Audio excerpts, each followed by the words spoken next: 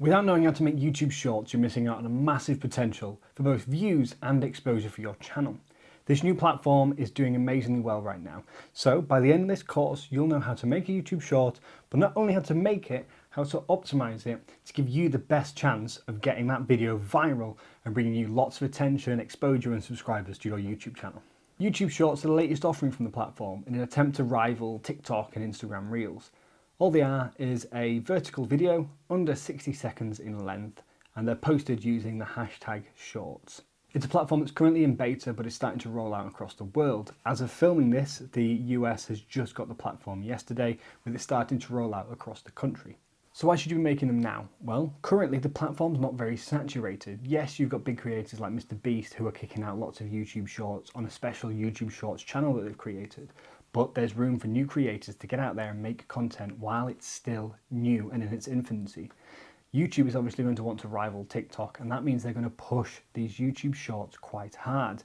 There's still going to be times where you'll make a video and it won't perform, but there's a chance that it will perform, and it's a much higher chance than getting a video to hit the algorithm right through the normal YouTube means of keywords, hashtags and that side of optimization. If you've ever used TikTok or Instagram Reels, then you'll understand the whole infinite scroll, where people get there and they can just scroll through content, and that's the reason videos perform so well on these platforms, is because people will take in so many videos in one session. It's not like YouTube where they'll sit and watch something for 10 to 15 minutes, if not longer. With this, they'll be going through, swiping through videos, 10, 15 videos in sort of 20, 30 seconds, only stopping to watch ones that really engage them. So in this course, I'll teach you exactly what you need to know about Shorts, not just about the platform and how to use it, but how to best optimize content for these new short form, quick swipe audiences where you need to engage quickly and offer value so that you can hook someone to stop them swiping away. With that, we'll look at how that optimized content is then going to best benefit your channel to bring you subscribers, views, and capitalize off this while you can.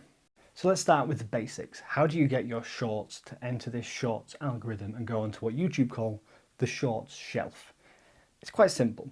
As long as you're making that video that's under 60 seconds in length and it is vertical, then it will enter the platform just fine. YouTube will pick it up at some point, they say. If you're using the hashtag Shorts in your title or description though, YouTube has said themselves that it will make it more likely for your video to be picked up quicker to go onto the Shorts shelf. So there's two ways you can make a short. The first way isn't fully accessible by everyone right now at the point of filming. I will update the course with additional videos as this changes and YouTube develops the platform. But if you are in a country that has access, such as parts of the US right now, you'll have a button for the create on your phone, and it will allow you to shoot the video on your phone. This platform works principally exactly like TikTok does. You can start and stop recordings, you can trim clips. YouTube has said they're going to be looking at adding in music, so it is going to have similar music to allow for trends and things like TikTok does. You can add that music in there, you can tag it, you can post it. It's as simple as that. I'm not going to go massively in depth into that platform because I don't think if you're a YouTube creator, that's the best way that you should be making your videos. If you edit them externally, you can post them like normal videos and still get them into the Shorts algorithm. So if you're repurposing old content or using a video that you've shot like this professionally, you're going to need to make sure that when you're editing in your editing software, now this will work in Premiere, Resolve, whatever you choose, you want to be either editing in a square format, which is a 1:1 ratio. I recommend 1080 by 1080, or you're going to want to be using a 9:16 format, which is obviously 16:9 is the usual widescreen like you're seeing now. So we're just flipping that and making that 9:16. That's quite simply, instead of 1920 by 1080, you're doing 1080 by 1920.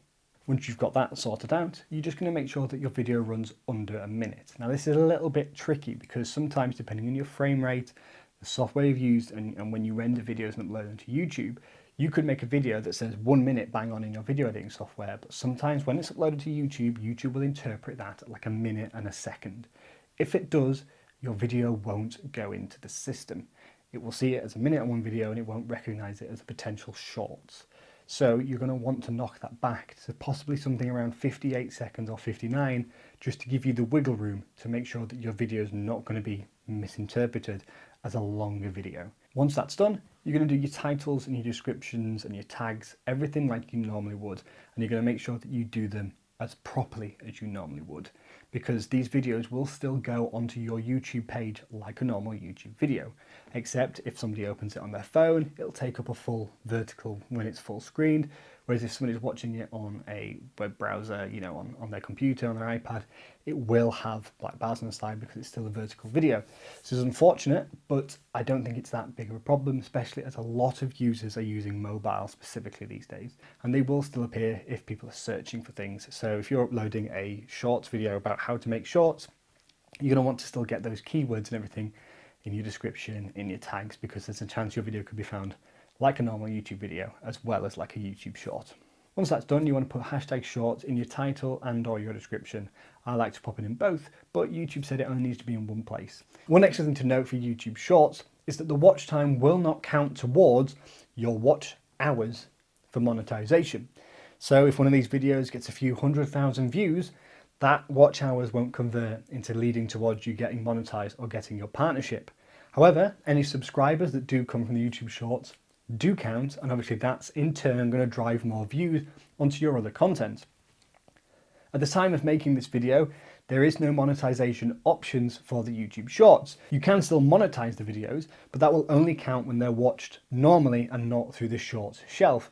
YouTube has said that they will want to look at this and they will offer ways in the future, but as of right now, YouTube shorts views do not bring in any ad revenue and they do not count towards those watch hours for monetization if you're not a partner yet. But wait, before you go running off to shoot your video, there's a few more things I really want to go over. When we look at videos on platforms like TikTok and Reels, there's lots of variances in what causes videos to go viral and perform well on those platforms. And the things that tend to perform well on those platforms isn't what you would find in a traditional YouTube video. So before we get into the do's and don'ts of making YouTube shorts, let's have a little look at how they work and why they perform so well when they do perform.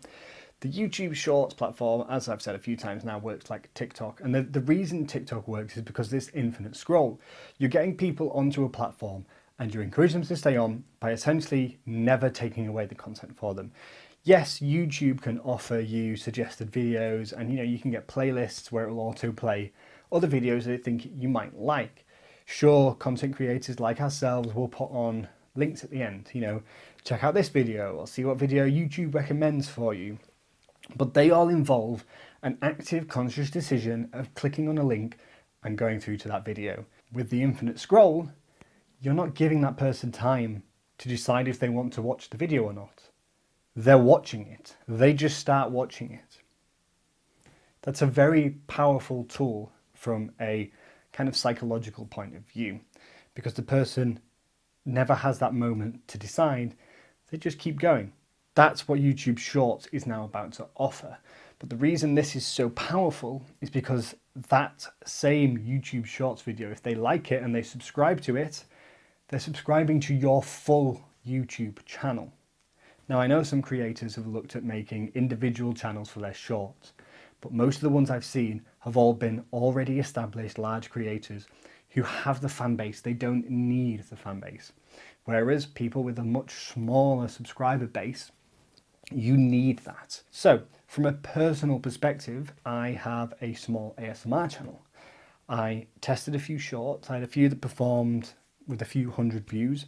And then I had one video overnight go to about 4,500 views. And that video directly accounted for an increase in about 250 subscribers into that channel. That channel at the time only had around 1,000 subscribers. So that was like a 20% increase on my subscriber count just from one shorts video. One of the things that YouTubers often struggle with is titles and thumbnails. It's making sure you've well researched something that's not only going to get searched for, not only going to rank on search, but then also be good enough looking just from a still frame and a title for somebody to click on it. You don't have to worry about that when your video is just appearing in the shorts. Having your video thrust in front of someone and that person isn't caring whether you've got 5,000 subscribers, 5 or 5 million. They're just getting a video put in front of them, and if they like it enough, they will watch it. And the way the algorithm works on a very, very broad basic scale is that when you put a video out like that, it's going to show it to a few people that it thinks will like it. Let's say 10 people. If out of those 10 people, only 3 people watch it and 7 swipe past, then it's not going to show it to as many people the next time. It might show it to 5 more people. And if 1 person watches it and 4 swipe off, it's then going to reduce the amount of people it's showing it to, because the way people are interacting with your content is saying, actually, this isn't that great of a video. Now, on the other hand, if you have 10 people and 7 watch it all the way through, then it might send it out to 20 people. And if out of those 20, another 17 watch it all the way through, it will keep putting that scale up and up. And that's how videos in these shorter platforms, these short form content platforms, tend to go viral. For example, videos I've put out on TikTok, one actually telling people to use YouTube Shorts, went viral. And it started off with around a couple of hundred views on the first upload. Then within the next day, it progressed to around 600 or 700. And then overnight, it went to around 10,000-15,000. And it continued to grow for about a week after that, before finally slowing down at around 450,000 views. That kind of exposure on YouTube is phenomenal. But that kind of exposure on a platform like TikTok is kind of average if a video performs well. Now, don't get me wrong, it's still a struggle to get a video performing well, and that's what I want to go into with the do's and don'ts in the following modules. But the point is that it can grow quickly and it can grow well. And if you're only making under a minute long videos, it's much easier to produce content like this to try it out than it is to produce a well-researched 10 to 15 minute piece and become disheartened if nobody watches it. So to summarize, the good part about these shorts is that they're flooded out to larger audiences very quickly, and that people don't have to find and click on your content. Your content is being put in front of them, and if you're producing good content and they like it, it will continue to exponentially grow. So let's go over the things that you should avoid when creating content for YouTube Shorts. The first thing is, don't go reposting TikToks that have the TikTok watermark. If you've managed to record that content without getting the watermark on it before you've posted it, great. I would say get straight in, get stuck in, and get reposting. However, if you only have access to that content with the TikTok watermark on it, I would say stop and refilm it. There's a few reasons for this. The first one, if we were to look at Instagram Reels as an example, they have stopped, and they have said themselves that they are stopping pushing content that has watermarks on it from other platforms. Basically, they're saying if you're just reposting your TikToks with a TikTok watermark on it, your video is not going to get seen.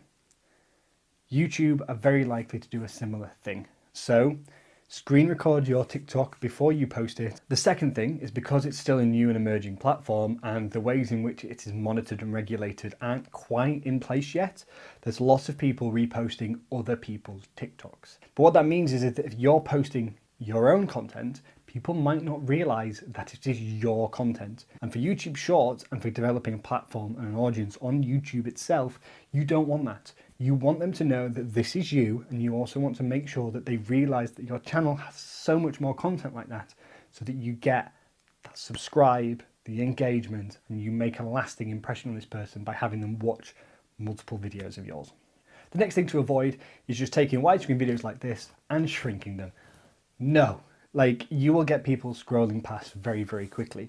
There's a couple of reasons. One, obviously you're not taking up the real estate of the screen, so they might just scroll past because of that.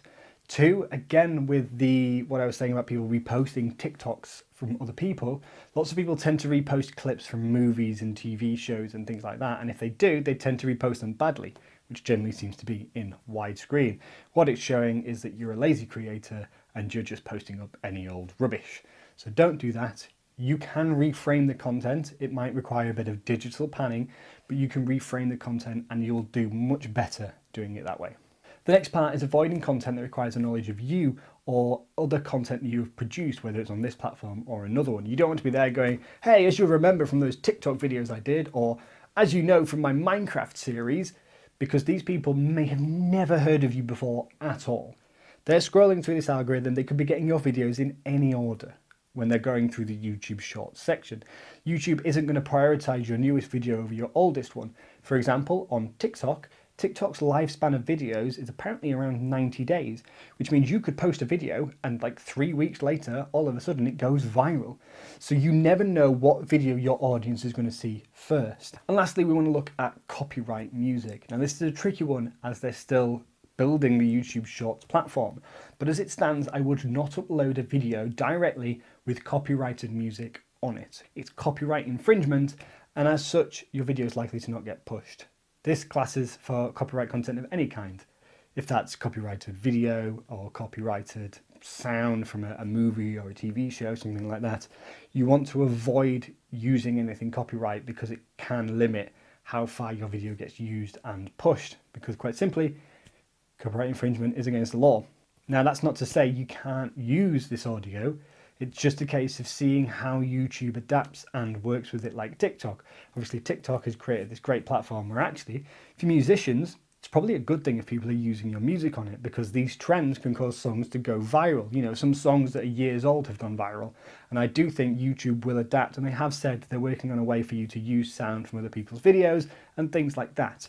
But for the meantime, play it safe. Avoid the copyrighted content, and you can always add it on afterwards with the YouTube platform itself once it has fully developed a little bit more.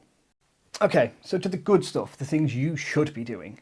The very first one, and now this counts for YouTube videos in general, not just shorts, but you should be captioning your videos.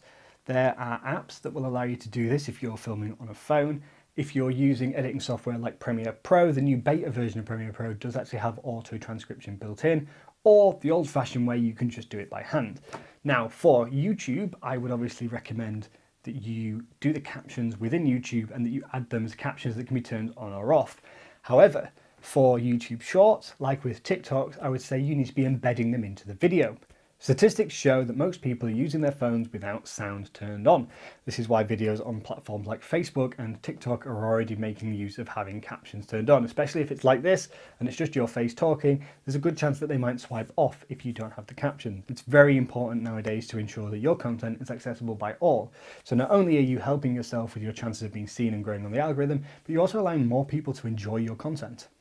The other thing I would suggest is filming directly for YouTube Shorts itself and not just repurposing old content. Now, if you look at somebody like Gary Vee, he's got some amazing wider content out there, big talks, podcasts, shows, things like that he can actually cut little snippets out that work very well on their own. But I think in a lot of cases, a lot of YouTubers might struggle to have that content. So when you're looking at making, say, a latest review of the new coffee that you want to do for YouTube, and you've planned out your coffee review video, at the same time, I think it is worth you planning out how you can get just as much valuable information into under 1 minute. So you film your big full fancy coffee review, you've already got lots of great footage, but then you just stop and you film an additional piece. So instead of going in depth about the coffee's origins and how it compares and contrasts to flavors of other coffee that you enjoy, you would have another shorter video that is quite simply, this is the so-and-so new coffee, I think it's great, the taste is amazing, it's got slight flavors of this and the aroma is fantastic. I've got a full review on my YouTube and follow me for more coffee tips. What you've done there is provide incredible value to the audience. You've not just gone, I've reviewed this coffee on my YouTube channel, go check it out. What you've done is give them something that's interesting and engaging and gave them value just in that YouTube short in itself. There's nothing wrong with pushing people to your other content, but you need to be giving them something first that interests them and engages them. I realise that this is partly a don't within the do's, but don't just be making trailers for your other content. Nobody wants to watch a thing where you go, hey, look, I do Let's Plays on Minecraft, come watch me play. No, take a clip of your Minecraft Let's Play that was great, that was hilarious, that was funny, trim that down, put that on so that someone can watch that, laugh, think it's great, and then want to check you out themselves. It works like organic marketing does in the real world for businesses. You don't want to be selling to people, you want people to think, wow, this is great, and I'm going to check this out because I want to, not because I've been asked or told to. So make sure that each video you produce adds value in some way, whether it's entertaining, educating, inspiring, whatever. Just make sure that you're giving the audience something in your shorts and you're not just trying to use it as a trailer for other content that they then might never see.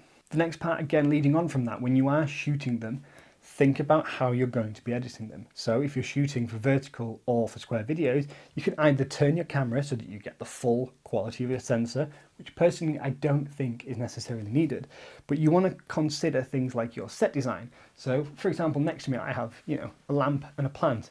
That's great, but if I crop this video, you're going to lose them. So when I actually shoot my own TikToks and YouTube shorts, I bring the lamp in and I bring the plant in so that when I do the crop, you keep them in frame. I'm framing with the intention of going vertical. What that means is that when your audience is watching your videos, they're going to see a much higher quality video because the video has been planned and intentionally made. It's going to come across better than seeing an arm randomly disappear from frame. The next thing we want to look at is length, and in this case, the shorter, the better. The algorithm, we don't entirely know how it works, but what we do know is that it values watch time. So if you've got a 20-second video with only 15 seconds of really good content, you're losing 5 seconds of watch time if people are scrolling away after that 15 seconds. Whereas if you've got, say, a 20-second video where the whole 20 seconds of it is very interesting and you're getting people to watch the entire way through, great. Better yet, if you've got a 25-second video where you maybe give people 5 tips on how to design a better looking website, and then you finish the video with an example of 5 tips and 5 websites that they should go check out, what you're going to find is that people will watch through the tips in that 25 seconds. Great, you've kept them engaged, but if you really engage them and they found it particularly interesting, they may then watch that video again and again, especially if you're putting links in there or you're putting tips in there that they may want to take note of. So what you're getting, instead of one 60-second video that they're only watching 20 seconds of, you've got a fantastic 20-25 seconds that someone's going to rewatch multiple times. And that's what you want. That's what the algorithm likes to see, is that people are enjoying videos enough to not just watch them, but possibly watch them through, as well as engaging with them. And on the topic of engaging with them, that comes the next point. Give them a reason to engage. Think of it like Instagram posts. When we used to put up Instagram posts and you'd think of a witty caption that would maybe entice people to comment. Alongside that watch time, YouTube is going to love videos that get engagement, because not only does commenting and generating comments keep people there and keep people on your video, but there's chances that those people could come back if you're commenting back to them. So once they've put up a video, say you're putting up, here's my top 5 tips for growing on YouTube, and you then finish with, and if you've got any great tips that have worked for you, drop them in the comments. That's going to entice people to comment, and then you can also comment back and begin conversations, because that's going to help build an audience and a brand. One example that I did for content on TikTok is I put out a video that plainly said, look, if you want some video marketing advice, comment and I will answer every single comment on this video. And I think in the end, that video had a short lifespan and had about 300-400 comments, with me responding back to people, and it brought people back a few times, and it has repeatedly brought people back to see the advice that I left on that video for other people. It's a way to encourage engagement and also make connections. Next, you want to also think about your calls to actions on the end of the videos. So when a video finishes, you don't really want it to just finish just with the content. You want to give your viewer an instruction. So for me, on my content, when I finish, I say, follow for more marketing tips, or subscribe for more marketing tips. Because that's what I'm saying to them. I'm saying that essentially this video isn't a one-off. Actually, I do loads of content like this, so you should stick around and check out more. And again, that varies. If you're enticing them to comment on things, it might be drop a comment with your favorite, blah, blah, blah, and so on and so forth. Give them a reason to do something. Instruct them. Don't give them loads. Don't say subscribe for this and drop me a comment and like and check out my rap videos and hit me up on Spotify. No. Just keep it short and simple and to the point with one instruction. And I do think that subscribe or follow is generally the best unless you're directly trying to encourage engagement on the video. On the flip side of that, we want to look at starting a video. And the way you start your video is probably one of the most important factors, which we're going to look at in the next module. All right, almost there. You're almost ready to get out there and start making your YouTube shorts and hopefully going viral on YouTube. But I want to talk about probably the most important thing about making short form content on any social media platform, and that is the 3-second rule. Principally, you've generally got around 3 seconds to captivate an audience before they'll swipe away. This varies a little bit depending on the platform. Obviously, longer form videos on YouTube, you've already kind of hooked them by giving them a title and a thumbnail, and they've probably found you by searching for something they want to watch. But now on social media with the platforms like TikTok and Reels, and they're still generally kind of applied to Instagram as a thing generally to begin with, the whole point is to stop people scrolling. And this is more prominent than ever now with the way that TikTok and YouTube Shorts and Instagram Reels and things like that work, where it's just so easy to flick away and move on. So there's a few ways we can look at doing that. The first way is obviously getting your point across in the start of your content. I think a good example that you can look at for how this is used both sort of professionally and commercially, that is in film trailers that are specifically run as pre-roll adverts that are skippable on YouTube. What you tend to find now is that the trailers will actually have a trailer at the start of the trailer. They're hooking you. They're giving you a reason to stay and watch. And that's what you need to do with your audience. How you're going to do that is going to drastically depend on the type of content you create and your niche. For someone like myself who makes educational content, it's just quite simply a case of getting straight to the point of what you will gain from watching my video. So most of my videos will start with, you need to know this about making this, or do you need this? I'm establishing a reason for them to watch. Obviously I will talk slightly faster than that when I'm doing my TikToks. I'm more engaging and lively because I'm not trying to inform them so much as I'm trying to, do you need to know this? You want to know this? You've got to be lively and engaging because it's so easy to just swipe away.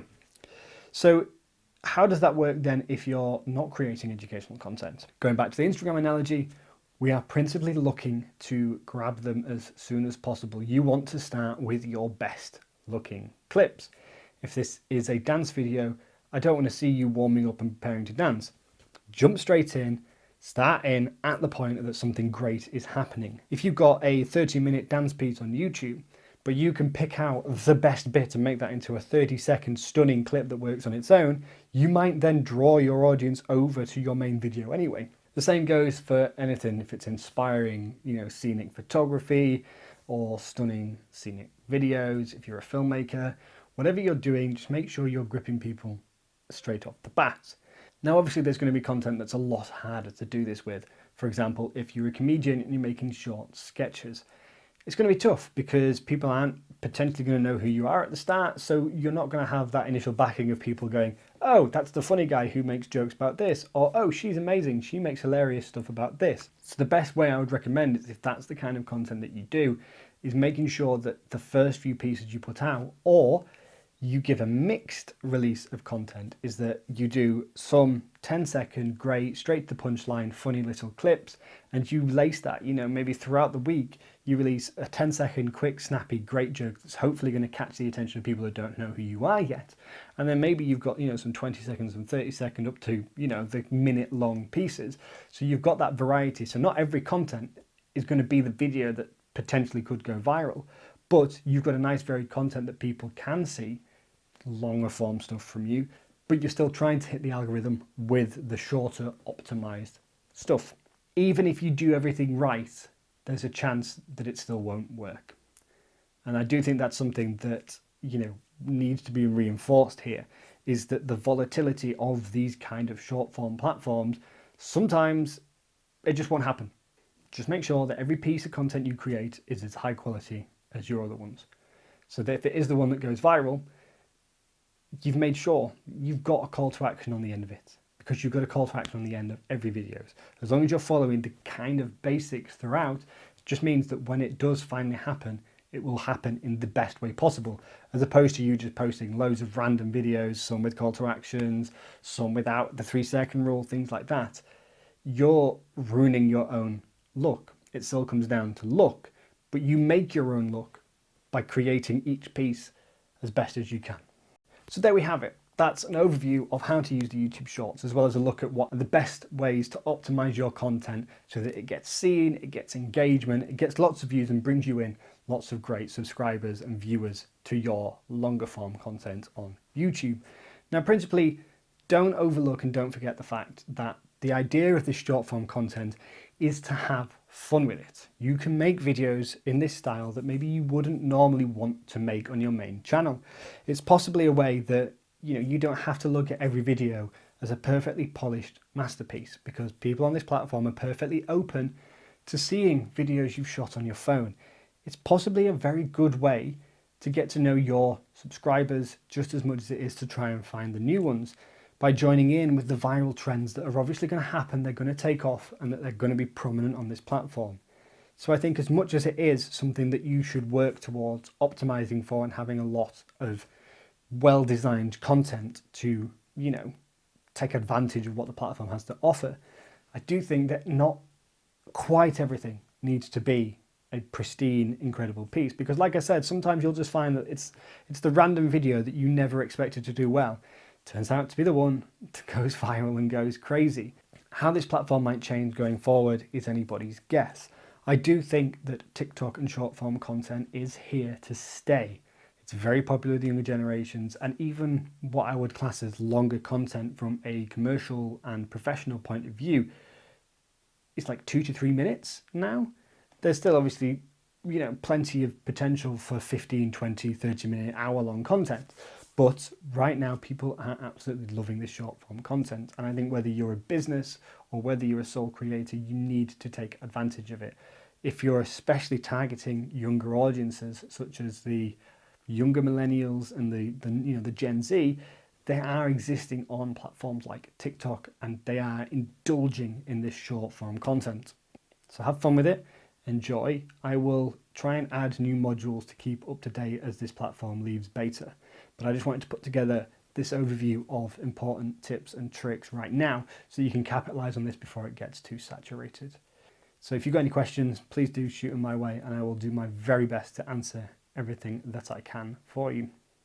So thanks for joining me. I'm currently working on some more courses based around marketing and video creators. I think there's a lot of potential for businesses to take advantage of platforms like YouTube, and there's also lots of potential for content creators to start thinking of themselves as more like a business, and thus looking at organic growth and how that they can spread their content outwards to hit more people and also possibly bring in more revenue. So if that kind of stuff might interest you, then do stick around and check out more courses. But I hope that helps you, and I'll see you next time. Thank you.